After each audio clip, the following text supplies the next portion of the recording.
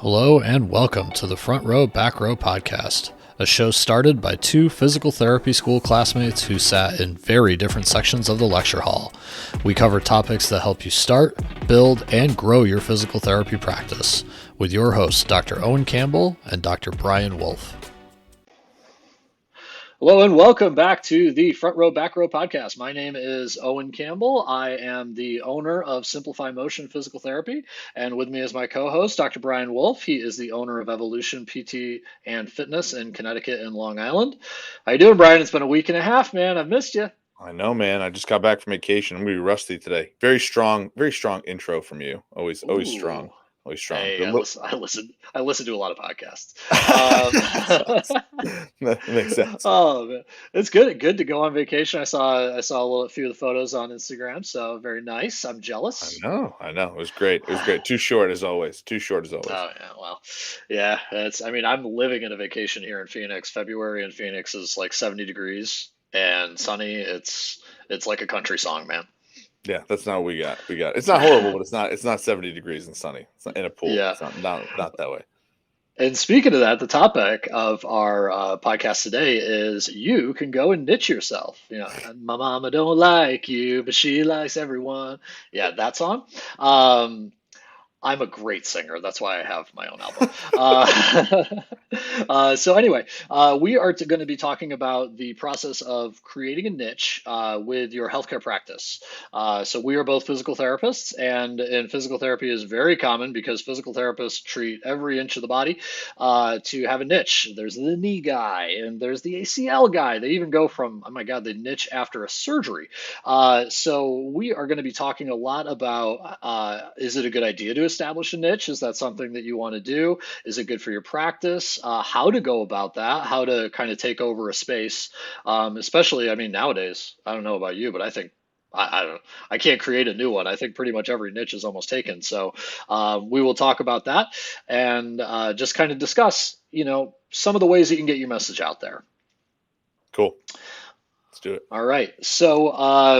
So the first thing that I'd love to get, kind of your opinion on is really how to develop a niche. I guess me as starting my own practice after practicing for 13 years is I'm looking at it and saying, do I just write a bunch of posts of, well, I'm the golf guy, so I'm just going to go to a golf course and take a bunch of posts of me hitting the crap out of a driver, and say, this is how you stretch your hips. I'm the golf guy. Is that the first step? Like, what are some of the things that you want to do if you're trying to get the name out there? Because obviously I'm TPI certified, I treat golfers. I know I have the clinical skills, right? I guess that would be step one, right? Have the clinical skills to actually treat that niche. But how do you tell people that you're so good at it? Great question. So I think in terms of like how to niche in PT, I guess let's unpack it in sort of stages. So how to niche in PT and like why it's important. I think in terms of niching, one of the things that I think is you also don't need to start your own physical therapy practice to create a niche, right? I think to find physical therapy practices that you want to be a part of and grow with, it's also a great way to develop relationships and find your own patients. Anytime that someone is trying to start their own business or try and get more patients that they want to see, creating a niche around the perfect patient that you want to treat all the time is incredibly important. So if someone comes into a clinic and says like, I want to treat more ACLs, right? Or I want to treat more of a specific type of pathology, right? It could be someone with Parkinson's for all we know. There are certain things that you need to do to separate yourself from everybody else to treat that patient population. And if you're not going to do that, then it doesn't make sense as to why you're going to see more of those patients. If you don't create a brand around yourself or in a business owner perspective around the business to see people that you want to see, you're not going to get those patients. So for us at Evolution, like we treat athletes, right? Like that's what we do. And we've created every brand around that. And then we have what we try and do is through our physical therapists is have everybody create their perfect patient, and we develop plans around how they can go get those perfect patients. So that's the idea behind niching. So from your scale, when you have multiple clinics, multiple employees, you look at the brand as the vehicle to start the niche, and then the therapist to kind of be their own within that niche. And I know that's yeah, it's a broad brand, but you kind of have to be when you're your size. So like we treat athletes, right? And then how would you coach up one of your new PTs that's a staff PT to develop their niche? Like what are some of the things they should do?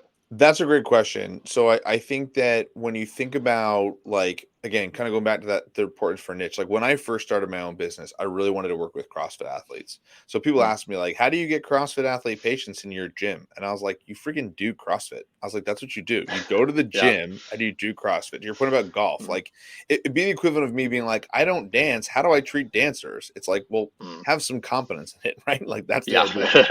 So like I think of niching as being competent at what you want to Mhm, do, right? Because it would be, and also being something you're passionate about. So mhm, I think that that's what makes a really good physical therapist and a really good niche is like, I'm excited about treating that population. I'm excited about doing that. And so yeah, for me, if that's something that you're like, I'm not pumped to go and work with patients with Parkinson's, that's yeah. fine. Acknowledge that and just be like, this is not who I want to be working with. So therefore, I'm not going to create content. I'm not going to create authority around that. And And so that aspect is what I think is important, more than anything to yeah, kind of answer your question. yeah, I think that's a good idea. I got the advice one time about, um, you got to almost be a hobbyist, right? And when I was talking to a guy who's pretty big in golf, he was saying, look, you got to go on the message boards. You got to talk to these people because the only thing they care about is getting more distance. And they're going to be not just looking at PTs, they're going to be looking at what driver they can have, what's the new equipment they can get, all these different things. So you have to think like them to be able to talk to them, right? And like going back to what you said about tailoring everything to your perfect patient, I think is a big way of any PT or any healthcare practitioner can really do that is you got to get in the weeds. So for you with CrossFit, get into the, was it gym, box, Yeah, the box. That's leisure the center? I don't know what know they the call it lingo, now. man. Know the lingo. I said box to a patient and he was just like, what? Yeah. Um, yeah, they clearly look at me and don't think CrossFit athlete. But but knowing that lingo, right? Just like you said, is a big way of doing it. Now that's all well and good, but I guess I mean almost zooming out. We were sharing a little bit before this podcast. I think one of the things that PTs can become. It can almost get to be a problem for PTs sometimes is that they niche down too hard too early, right? And I almost got this thought in my head of maybe I should be like the anti-niche PT, like maybe I should just be the guy who solves problems. I think that a lot of times you see on Instagram, a lot of times you see all this stuff of a lot of PTs will go and they'll be doing the same exercises as my trainer down the street does. So how are we differentiating ourselves? How do we show ourselves as the expert when we're doing that? So a niche would be a great way of kind of showing that, but then you also have to really make sure, I think, one thing that PTs don't do as well as we should is showing why in that niche we're different than the personal trainer who likes golf or the personal trainer who likes CrossFit. So not just saying we can take your pain away, because Lord knows we've seen, lacrosse balls and IT band rollers and stuff in gyms. But I think you really have to tailor your message to not just do I know about this thing, CrossFit, golf, whatever, but I'm also the problem solver. I'm also the one that says, when you can't figure it out just by training through it, come to me. And I think that that's an important thing when we talk to niching about a subject that's important. But you also got to make sure that people know what your specific skill is, what your special skill is. And I think that at least to me, sometimes that gets lost in the weeds of what I'm seeing on a lot of the social media stuff. But that's my little Yeah, soapbox, I I guess. think. Well, I think it's funny because on the one hand you're saying like, hey, we don't want to niche down too much, right? But then we Yeah. also want to tell people what we do and how we're different than like another athletic trainer or a chiropractor or a physical therapist or like a personal trainer and how we're different. And I would almost Hmm. argue that that's a niche within a niche, right? Like Yeah. you almost Right. need to be. Yeah. So I actually heard a mentor me tell me that you can't niche down enough.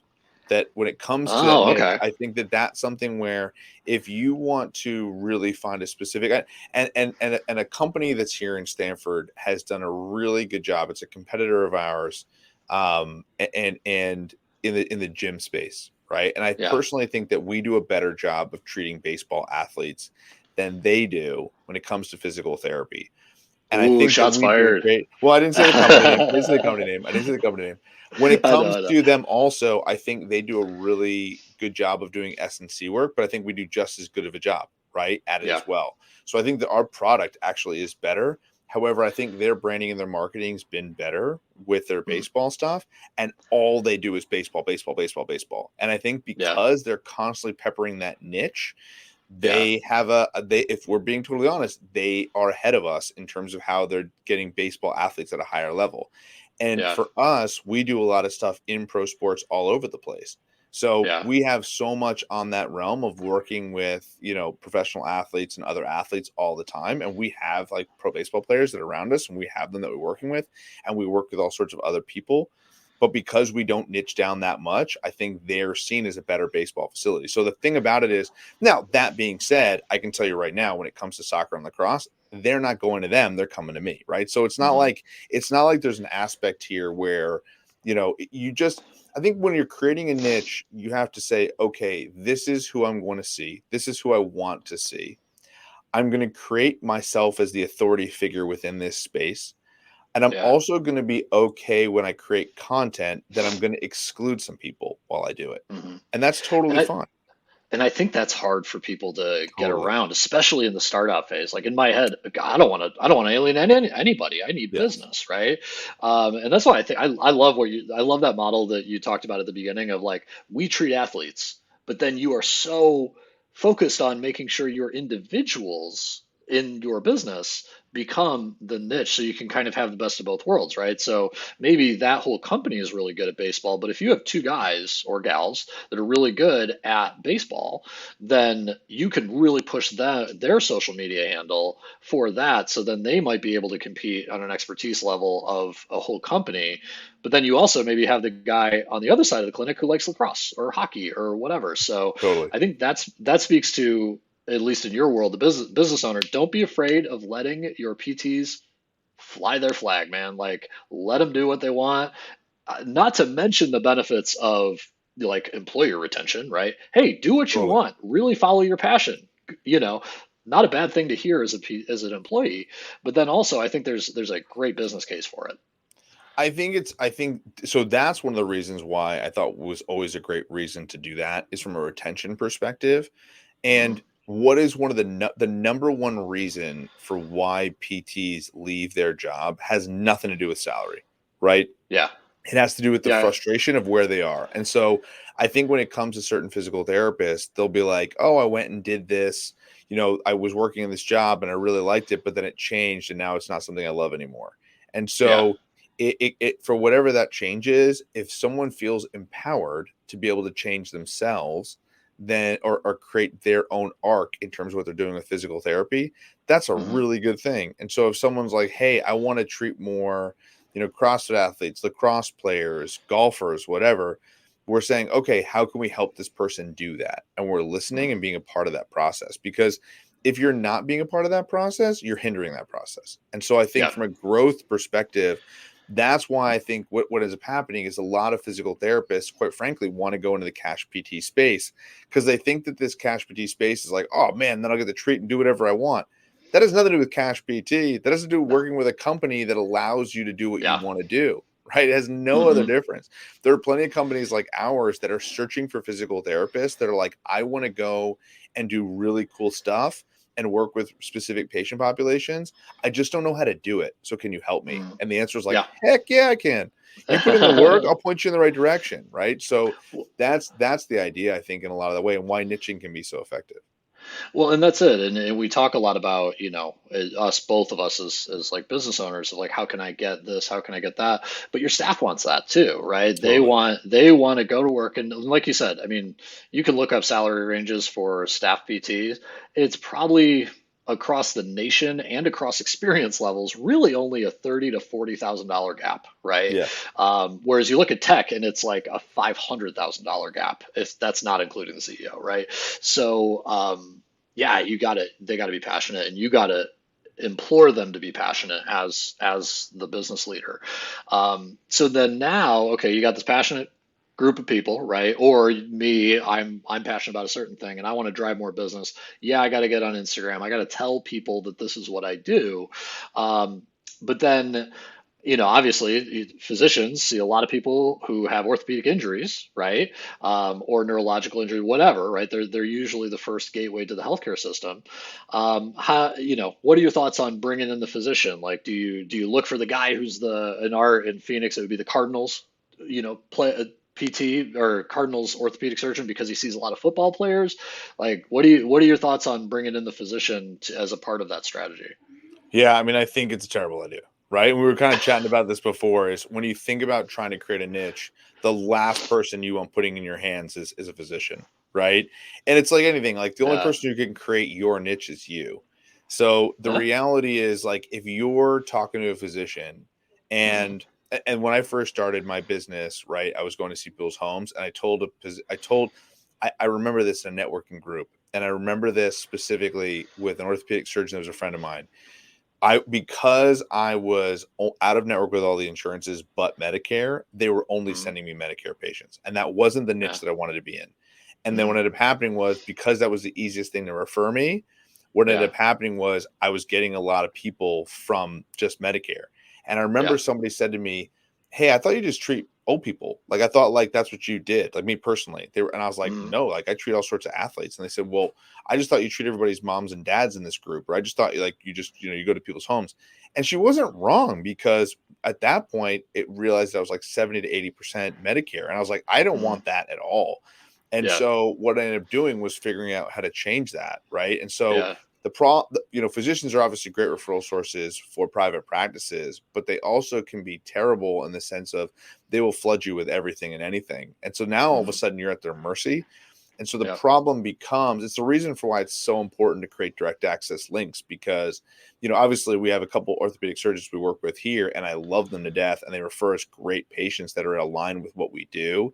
And I think Yeah. that one of the things that I've realized, particularly if you're a brick and mortar physical therapy practice, one of the best things you can do is bring orthopedic surgeons to your location, Mhm. particularly if you're a location like myself that has really athletic looking, attributes to the clinic, that they can be like, I remember one of these docs come in here and he goes, I get it. This is a lot of open functional space. This is great for athletes. Mm. I said, exactly. That's what I want you to send Yeah. me. And he was like, Yeah. okay. So now he's like, in his brain, it's like melted into his brain that that's what he's going to do. When you go and see them on their turf, like I go to their like office, they don't know what's the differentiating factor of what we do. Yeah. And so I think from that perspective, everything around every decision when you're trying to create a specific niche, like down to the way the clinic is designed, to how we design our treatment sessions, the way we talk, the way we create social media, the way we network to outside groups, the way we talk with physicians, all revolves around our niche, which is Yeah. athletes. And Well, that's the key.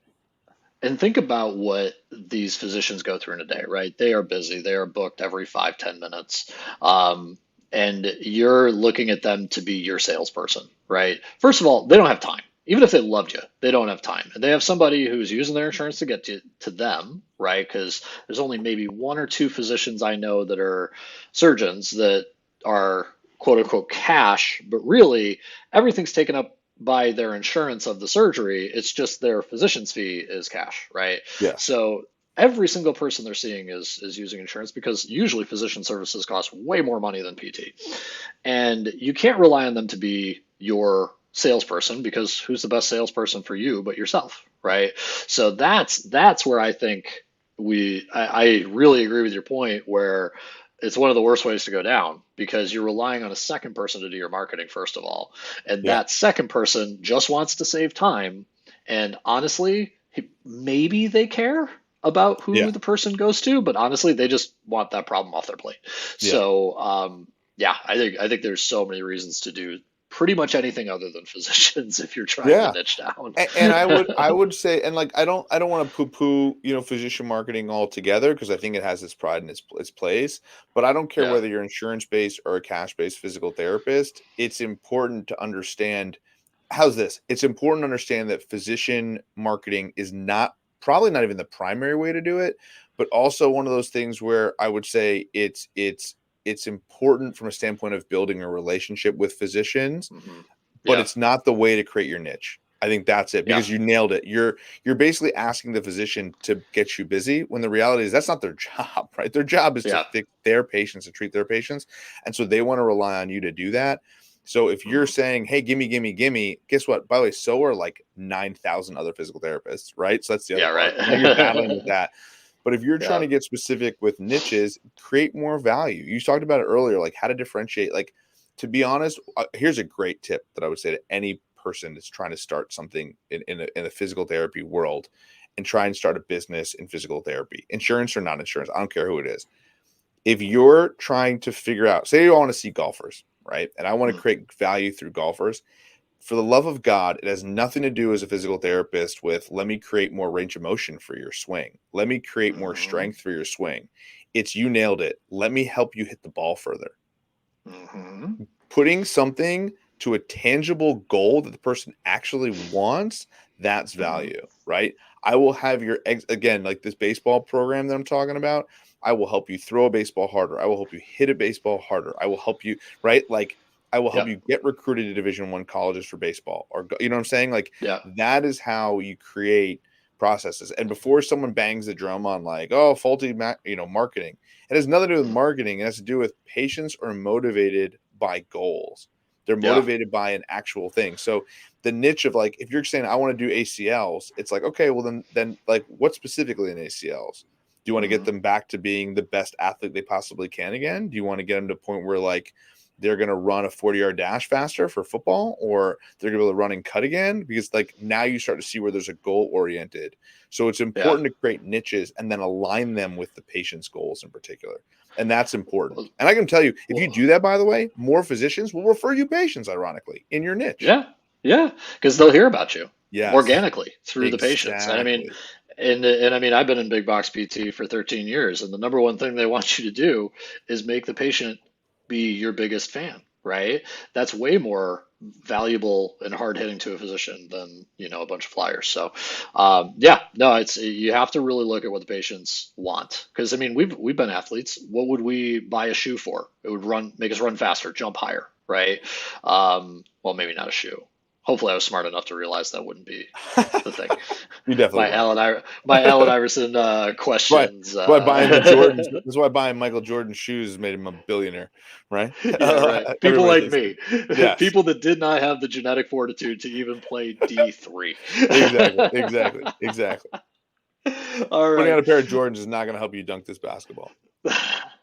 Come on, they told me Saying. it would. All right. So, and then in just wrapping up today's episode, I think it's really important. I want to hear the stories, man. Like, I want to hear the different niches, the weird stuff, the stuff that people found themselves into. How did you start with one niche and then all of a sudden you realized you something else? Comment on our YouTube page, put something on. We're on Apple Podcasts, we're on Spotify Podcasts, we have a YouTube channel. Just write in the comments, tell us about it. I really want to hear about it. Anything else you want to add today, Brian? I think we kind of talked about the IG and social media side of it, but I think to your point, if someone comments below, I'd love to hear, one, follow us and then let us know about your niche, and maybe we'll have you on and we'll chat about like what you did social media and IG. That'd be sick too. Oh Um, yeah. for us, I think it's like, starting somewhere easy. What's so great about social media is that you can start for free right now. So if Yeah. you're a physical therapist, a good piece of advice, if you're a physical therapist working at a place and you're like, yeah, that's easy for you guys to say, but how do I start? I would start with filming myself on Instagram or filming myself and trying to put up posts, even if they're crap, because you're only going to get better. And then take the time to learn the skills on how to get more of those patients by creating that niche.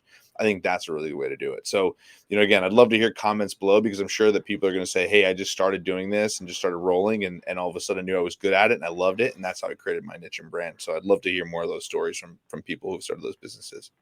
There you go. Your first reel, your first few reels, last hashtag, because really nobody reads them. Front row, back row podcast. I love it. Exactly. All right, man. We will end on that. Thank you very much, Brian. Have a good week, man. You too, buddy. See you, man. See ya.